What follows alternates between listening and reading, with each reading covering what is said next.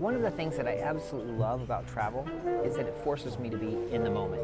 We spend a lot of our time day to day on autopilot. We don't think we do, but it's absolutely the case. And when you're in someplace foreign, someplace like Oaxaca City here in Mexico, it's very easy to focus on the new things, the smells that aren't stuff you're used to, the sights, the sounds. And I think that it's really important because we emphasize skills so much in the forms of therapy that I do, but we forget that in order to use a skill, you have to be aware of the need to use it. And that's one of the things I want to talk about today. I'm Dr. Vint Blackburn. I'm a child and adolescent and adult psychiatrist, and I tend to specialize in patients who are on the personality disorder spectrum, borderline personality disorder, dependent personality disorder. And one thing that we use a lot is dialectical behavioral therapy as an approach.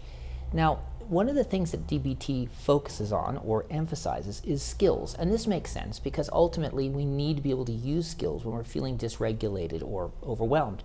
The problem is that we sometimes forget to focus on the mindfulness part.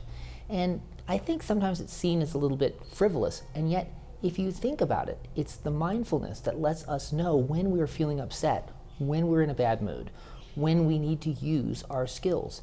I have a video, as a matter of fact, called Skills Don't Work, but They Do. If you'd like to check that out, I'll put a link to that in the description down below. But today, I just want to focus on the importance of being in the moment. I remember when I was in residency, and from Western Psych to the parking lot was maybe a quarter of a mile. I had to walk up and down this hill probably 1,000 times. And I remember at first noticing how some days I'd walk up this hill through campus and everything would be bright and colorful, and I'd see the architecture and it was interesting, and I'd see the lights bouncing off and reflecting off the windows, and people seemed to be having a good time and enjoying themselves. And on other days, I'd walk up the very same hill and I'd notice that people seemed to be dour or glum or in a bad mood, and everything seemed gray and maybe more colorless, much less interesting. And after a while, I realized there was nothing different about the walk from the parking lot to Western Psych. The difference was inside of me. I was who was different. And I started realizing that if I was in a good mood or a decent space, the world looked one way. If I was in a bad mood or even just a sort of semi-cranky mood, the world looked very different. This is really important because this was me looking at myself, measuring my own state of being. And I learned to realize that if I was in a bad mood, I needed to pay attention to it walking up the hill to the hospital so that I could basically be careful when interacting with my colleagues and my patients. If I walked up and everything seemed great, I realized I was in a good mood. This taking stock is something we don't do on a day-to-day basis. So just like mindfulness in general, it's about paying attention to things that we don't normally pay attention to. We have to start paying attention to how we feel, the sounds around us, the smells, what we're seeing, what we're hearing. And the more we do that, the more we actually appreciate not only the world that we're in, but actually our mood gets better, our ability to react gets better. I remember as a photographer, one of the things I started developing was what is called a photographic eye.